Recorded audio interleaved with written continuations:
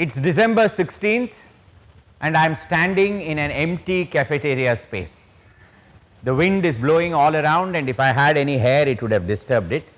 But now it is my sad fate to talk about an empty cafeteria or an empty canteen. I could have never imagined this to be possible. Food and Carnatic music have had a long connection. There are plenty of songs that celebrate dishes, that celebrate feasts and several other things. And therefore, it is but natural that the December music season and the canteen have coexisted for 81 long years. And it was the Musuc Academy, not surprisingly, that pioneered the canteen as well.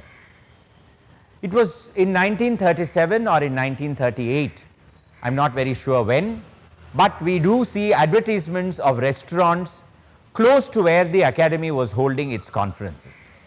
But it was only in 1941 that we get to see an advertisement of Ambi's Cafe, which says music from the Academy and food from Ambi's Cafe at the University Senate House.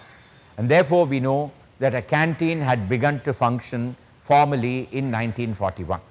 Since then, the canteen has had an unbroken connection with the December Music Festival, and not just at the Musuc Academy. You name the Sabha, the Narada Gana Sabha, the Indian Fine Arts Society, Mylapore Fine Arts, Vani Mahal, Sivagami Petachi Auditorium where Brahmagana Sabha has its festival, the Tamil Isai Sangam.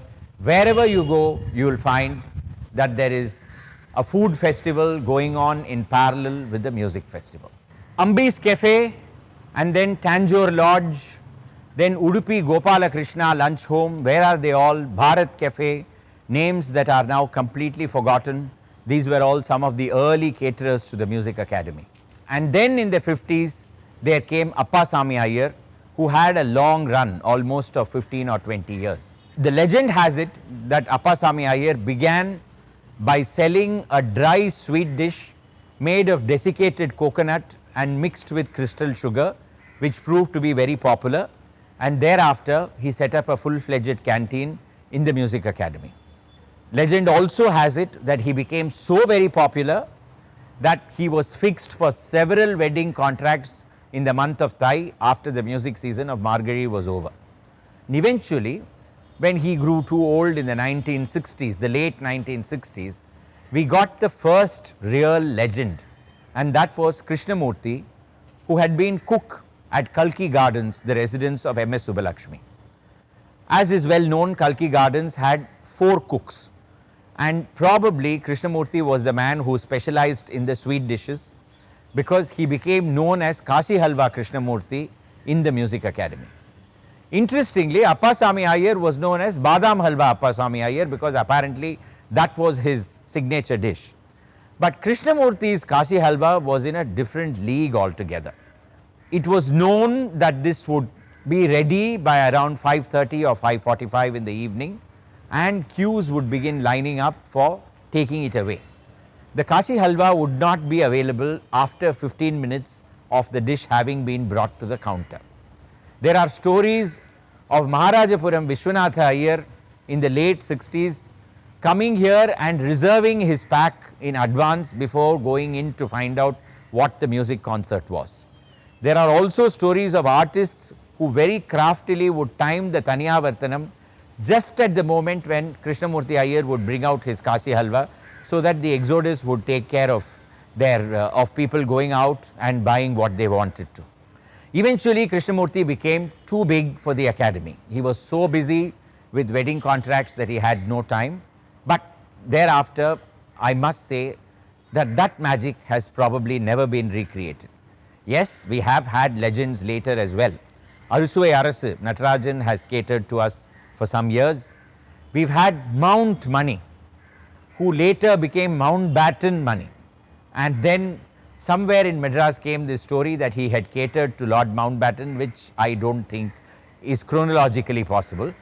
But Mount Money was here for some time, and then we had Mint Padmanabhan for some time. So after Mount Money, we had Mint Padmanabhan.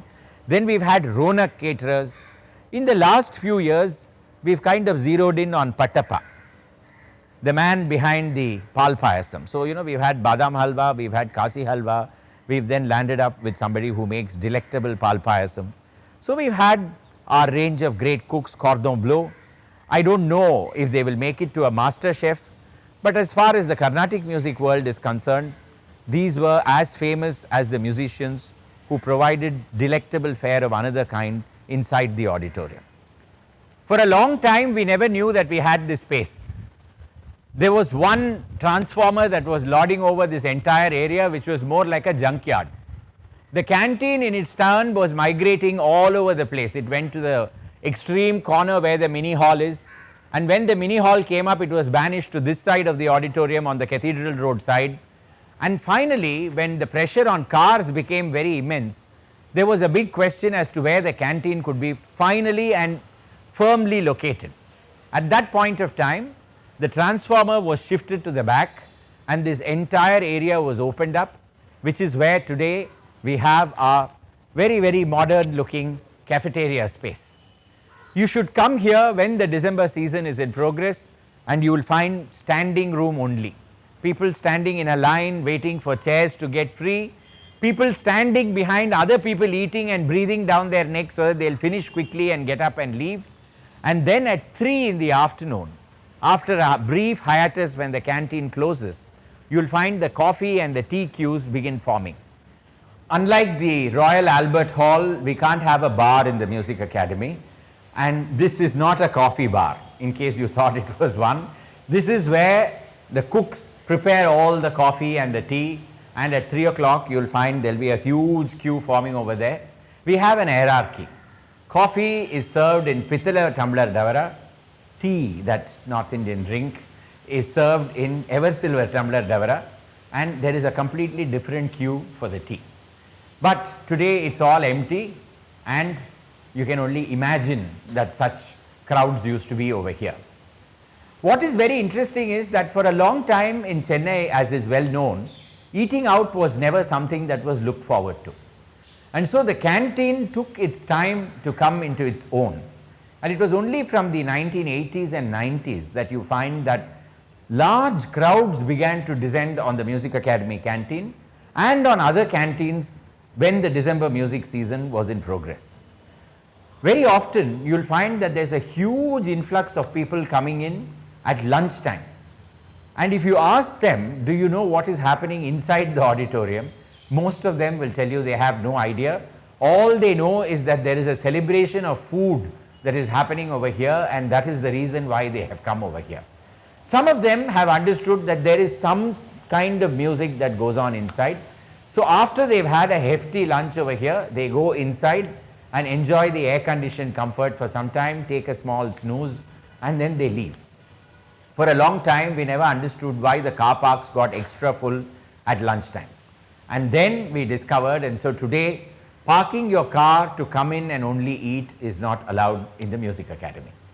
But come November every year, there is as much excitement about who is catering here as there is about who is the Kalanidhi.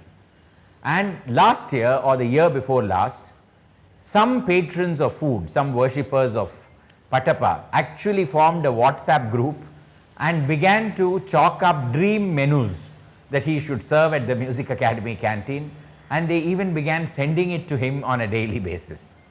But then he is a man who knows what he wants to make, and so he didn't bother with it, but it was very amusing to see people trying to tell him what he ought to prepare in the Musuc Academy canteen. On the 1st of January each year, we have a very quaint event which is known as the Academy committee members are at home to other members of the Musuc Academy. It's a very Victorian nomenclature. In those days, great Victorian society matrons would have a particular day of the week when they would say they were at home, and people could come and meet them and have tea with them and have conversation. So similarly, on the 1st of January each year, we have an at home when all members are invited to have breakfast in the Musuc Academy in the canteen. It's a traditional South Indian breakfast.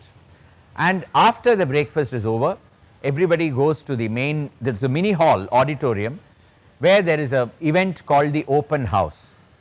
The 15 days conference is over, and on that day there is a open house, in the sense that those who have attended can express their views on what happened.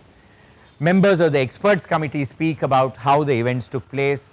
The Kalanidhi designate, till then they are still Kalanidhi designate, it is only that evening they will become the Kalanidhi.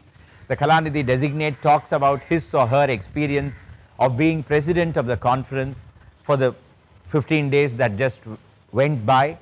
All these things happen. Mind you, open house these days is not a patch on what open house used to be in the past. Colorful language has been heard, sharp criticism of rivals, musicians trying to score brownie points against each other, the president being called in to maintain peace and separate the warring factions. All kinds of things have happened in the past. As is well known, in 1942, Chaudhaya and C.S. Iyer almost came to blows because of their quarrel over the 7-stringed violin. That was one of the milder quarrels that have taken place during the open house and during the lecture demonstrations. We live in tamer times, but at the same time it is quite pleasant to sit through an open house these days, especially on the 1st of January.